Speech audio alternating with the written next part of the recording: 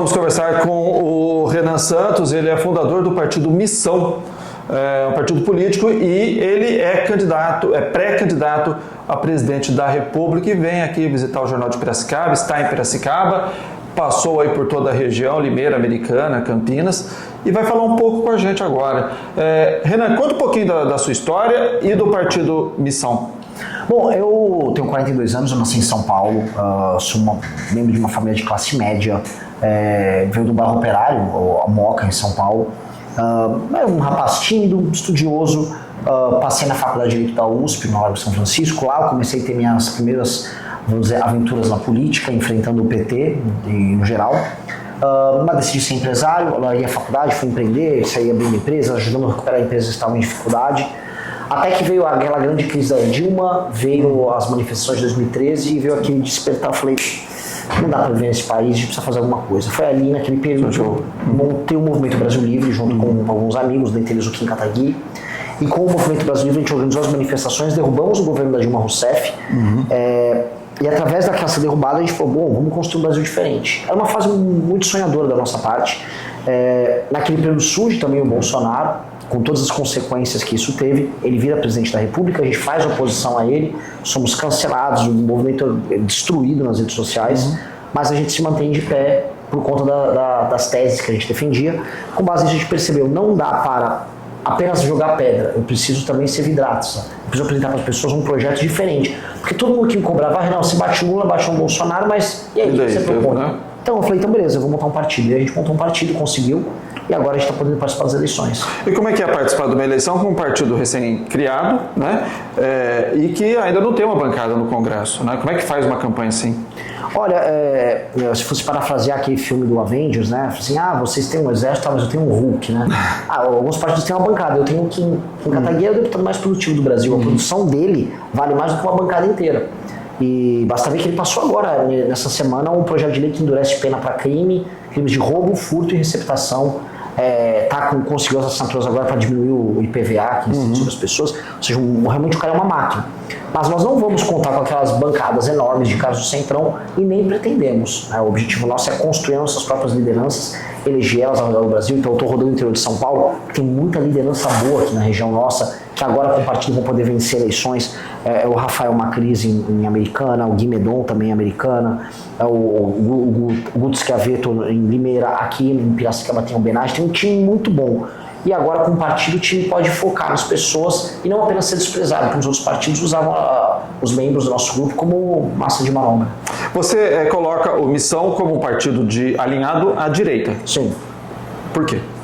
Porque nossos valores podem ser entendidos como de direita. Então, eu defendo combate muito duro ao crime organizado, lei e ordem, eu defendo que as pessoas tenham que viver do fruto do seu trabalho, eu quero correções, por exemplo, no modelo do Bolsa Família como nós temos hoje, eu não acredito num país em que você tem um juiz ganhando 100, 200, 300 mil reais por mês, eu não acredito em privilégios no judiciário, eu não acho que existe um modelo hoje alternativo à economia de mercado para fazer as pessoas ganharem dinheiro, ou seja, os nossos valores podem ser colocados como valores da direita. Tá.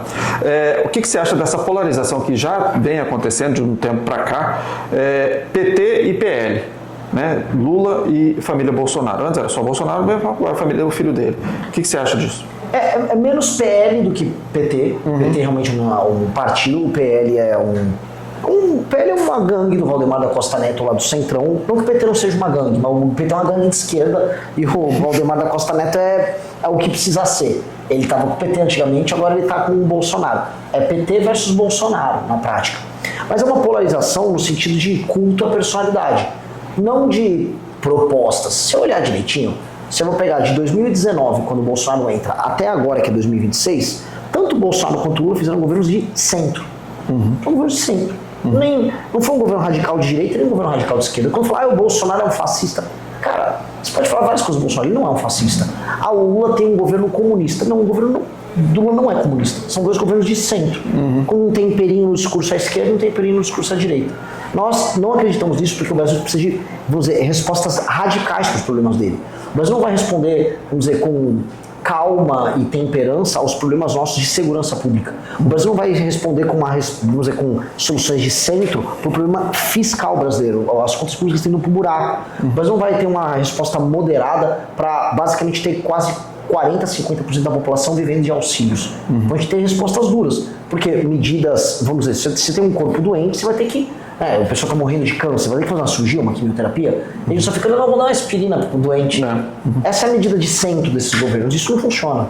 Na questão da segurança pública, que cada vez mais ela se mostra intimamente ligada a pessoas da classe A, por exemplo. Está aí o caso do Vorcaro, enfim, do Banco Master, tem vários outros casos aí, mas como é que você vê uma política para resolver ou, no mínimo, diminuir bastante os índices de criminalidade que tem no Brasil, principalmente crime organizado, que cada vez mais tem usado armamentos extremamente pesados e restritos, enfim? O Brasil é o país da impunidade, então você vai ter Comando Vermelho atuando na favela e Daniel Vorcaro atuando nos palácios e na elite brasileira. E o que o Comando Vermelho e o Daniel Vorcaro têm em comum? A gente poderia falar orgias, que eles organizam cada um no seu lugar. Sim, realmente isso é incomum, mas incomum é a impunidade. Ou seja, nenhum dos dois vai preso por suas atividades ilícitas. A gente tem que dar um choque de lei e ordem. O que é choque de lei e ordem? Nós vamos prender e matar vagabundo. Não importa se é vagabundo de colarinho branco, se é vagabundo armado dentro da favela. Ou seja, aumentar as leis penais. Se vagabundo resistir, a polícia vai ter condição de usar armas contra eles e eventualmente eliminar eles. Se não, eles se comportarem direitinho, eles vão presos, vão ficar muito tempo na cadeia. Não importa se você é rico, fala várias línguas e comete crime de colarinho branco, ou se você é um cara que mora na favela e comete crimes violentos em série. O que precisa é um choque de lei e ordem. O Brasil tem algumas das leis mais bizarramente lenientes com o crime do mundo. E não só porque as penas são brandas. O cumprimento da pena no Brasil nem existe. A progressão de pena que a gente tem no Brasil é completamente irracional. Então um cara era para passar 20 anos na cadeia, ele passa 3. Comete crimes em série, a reincidência não pune como deveria. Então isso precisa ser alterado. Com lei e ordem, um cara como o Vorcaro vai pensar 10 mil vezes antes de cometer os crimes que ele cometeu. Mesma coisa com um cara que te assalta no farol. Agora, como é que se aprova tantas mudanças, que são mudanças, digamos, radicais, com o atual Congresso, já que o seu partido teria que ter uma ampla maioria para fazer as alterações necessárias? Como é que resolve essa questão? Bom, imaginando que hoje eu apareço com 3% em algumas pesquisas, 4% em outras, 2% em outras. Né? Para eu ganhar uma eleição significa que eu cheguei até outubro, no primeiro turno, e tive pelo menos 30% nas intenções de voto. E em 15 dias depois, no final de outubro, eu vou ter 52%, 51% dos votos.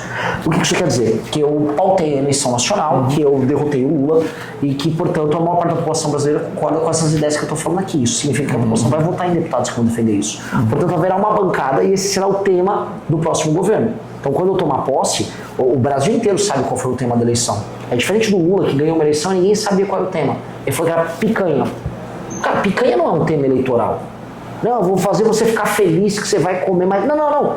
Qual a proposta? Ele não explicou. Ele nem falou qual era ser o ministro da Fazenda dele. O Lula não tinha uma proposta para o Brasil. E se for perguntar hoje para o Flávio Bolsonaro qual é a proposta dele? Acho que solta meu pai. É isso, ele só fica falando de anistia. Isso não é um tema para o Brasil. Todo dia morrem dezenas de pessoas e a pauta do cara é o pai dele. É um negócio muito narcisista dessa família.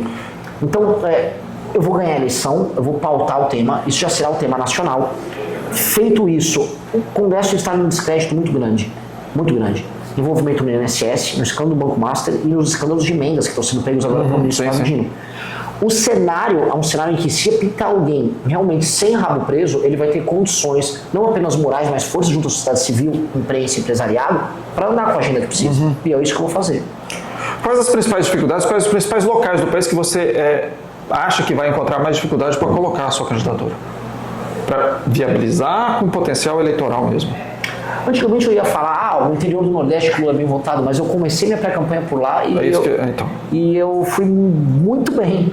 Tanto que a região, de acordo com a pesquisa Atlas, que eu vou melhor é o Nordeste. Eu estou pontuando 5,4 no Nordeste, eu aumentei 1,5 de acordo com a Atlas, meu desempenho lá, que o eleitor do Nordeste, ele foi tratado pela direita como, ali só votam no Lula porque dá um auxílio. É mentira. Tem uma massa de pessoas que têm vida melhor, que tem segurança pública, quer ter atividade econômica e não tem. Por isso que essas pessoas migram para os outros lugares, elas querem trabalho, querem uma vida melhor. Então eu vou focar muito no Nordeste, porque as pessoas acham que é muito difícil.